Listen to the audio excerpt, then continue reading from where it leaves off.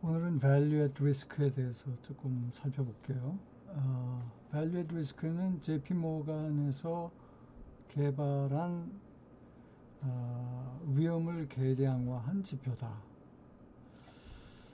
그래서 뭐 주가나 환율이나 뭐 여러 가지 변동성이 있는 것들을 통계적으로 분석해서 최대 예상 손실액을 산출하는데, 이게 최대 예상 손실액이 바입니다.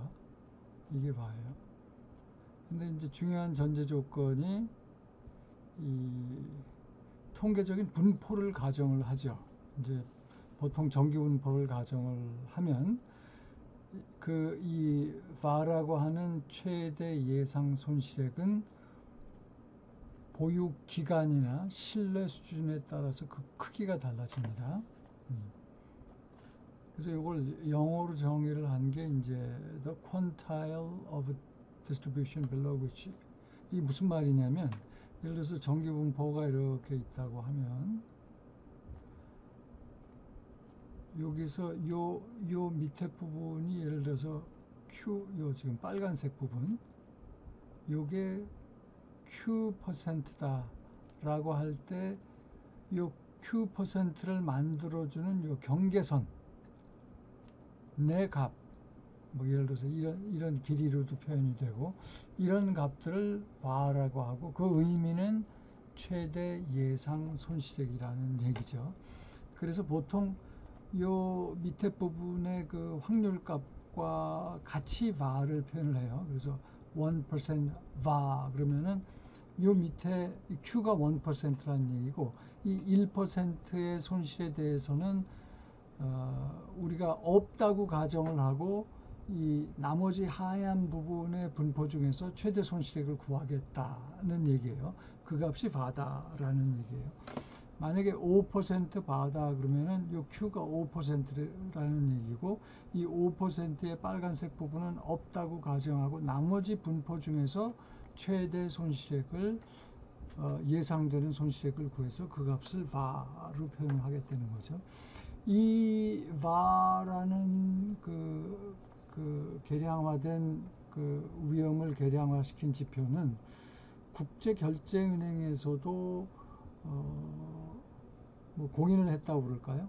하여튼 시장 위험을 측정하는 유효한 수단으로 평가를 했고, 실제로 이게 굉장히 이 파생 상품이나 이런 계량적인 지식이 부족한 사장님한테 뭐 한 달이면 한 달 기간 중에 최대 예상 손실액을 하나의 숫자로 표현해 준다는 점에서 굉장히 간단하죠. 그런 장점이 있고, 여러 가지 종류의 위험을 이런 바라는 그 어떤 돈이나 수익률로 표현한다는 점에서 공통의 척도가 될 수 있다는 또 장점도 있습니다. 그런데 이제 문제는 과거 2008년 그 금융위기에서도 봤던 것처럼 이 바로 위험 관리하는 것이 충분하지가 않다는 데 있어요.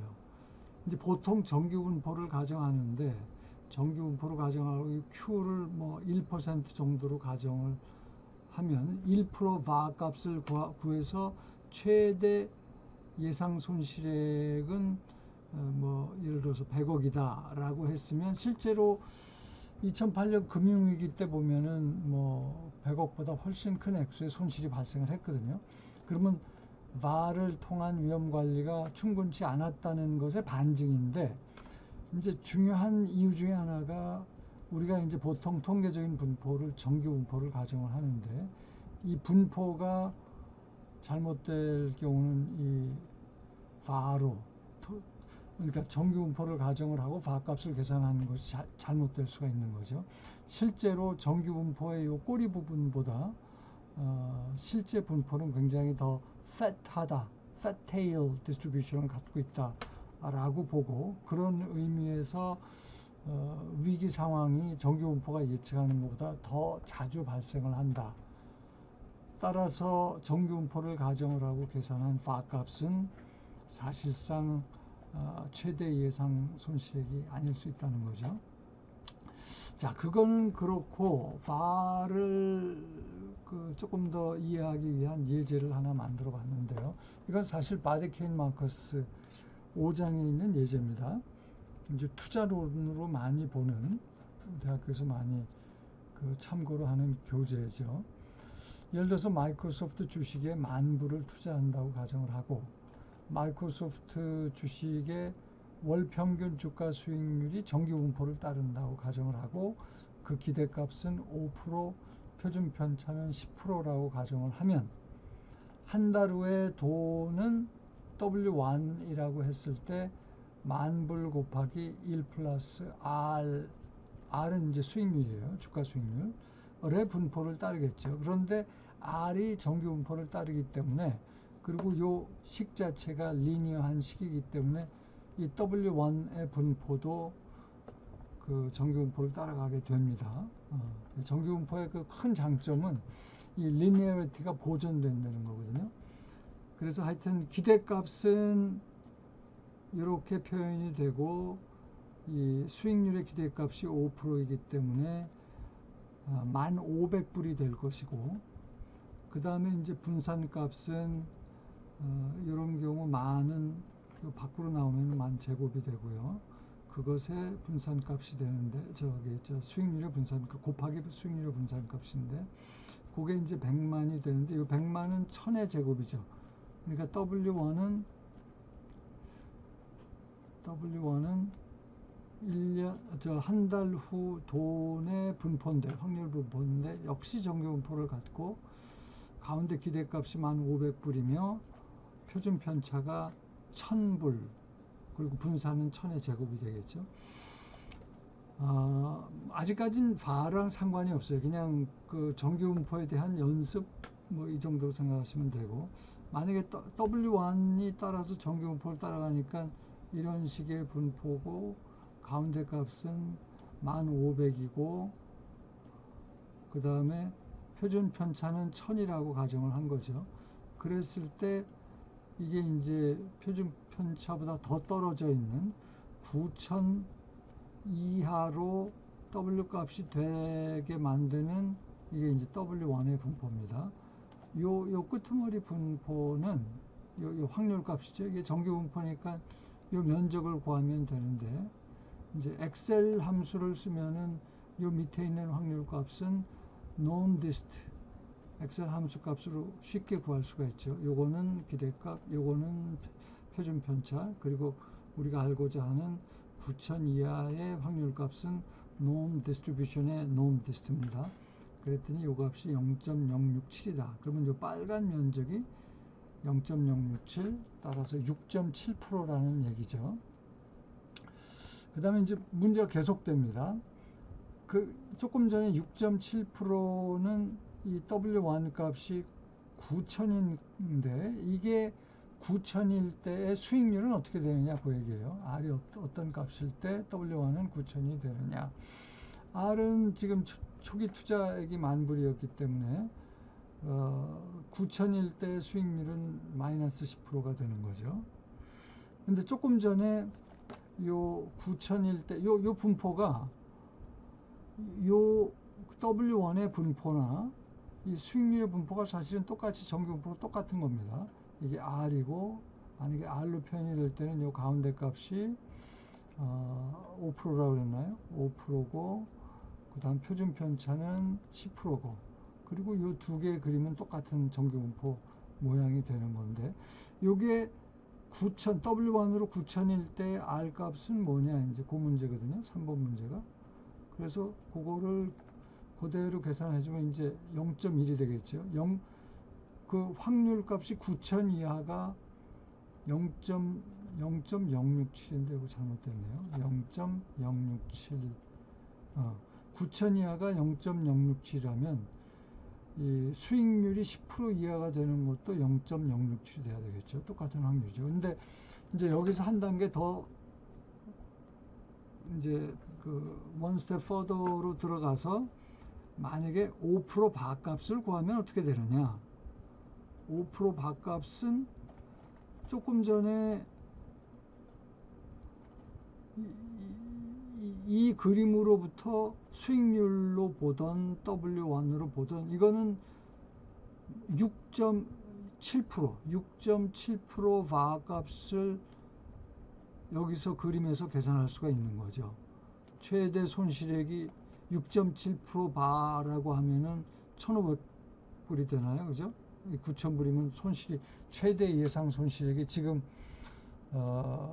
기대값 기준으로 따지면은 1,500불이 되고, 처음에 투자했던 10,000불 기준으로 따지면 최대 손실액이 1,000불이 되는 거죠.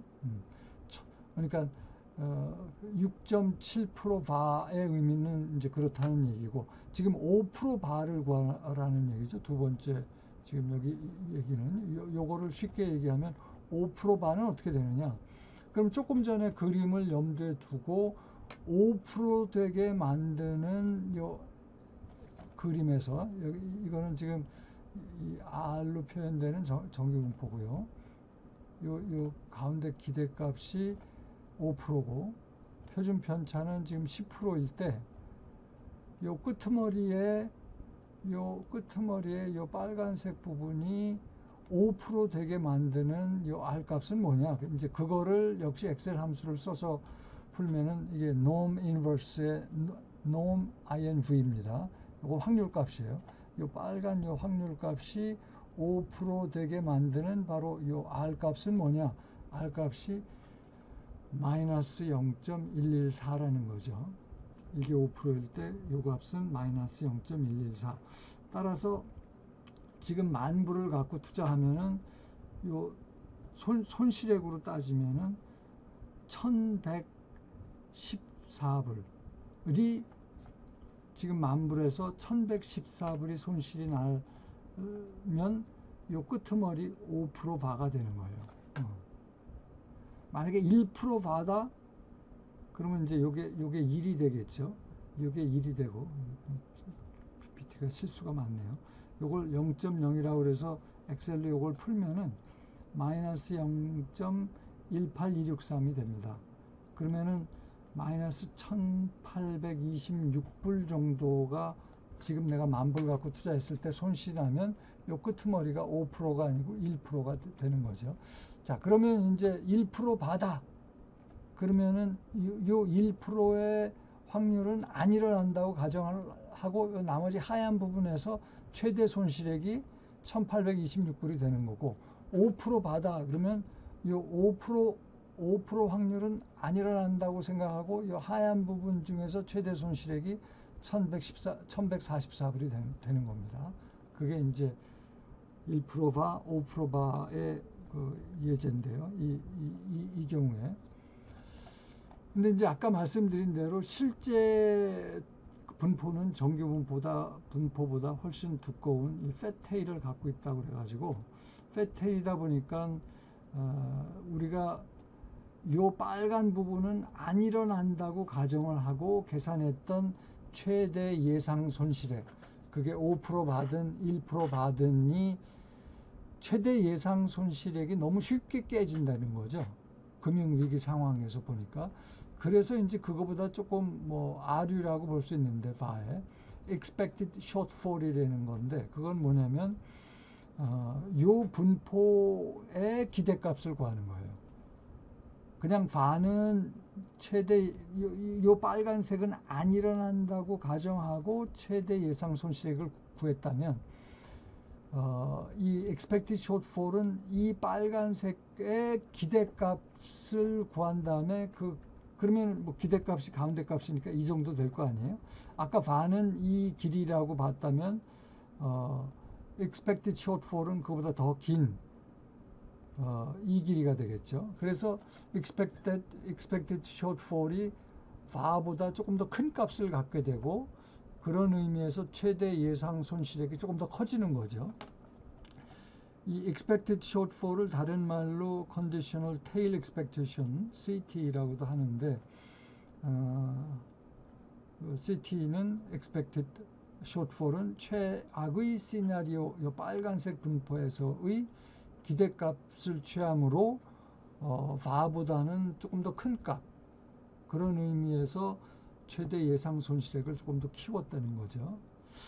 그런데 이런 식으로 하여튼 금융위기를 통해서 우리가 하여튼 배운 것은, 바로 위험 관리하는 것이 굉장히 과학적인 것 같으나 충분하지 않다는 거죠.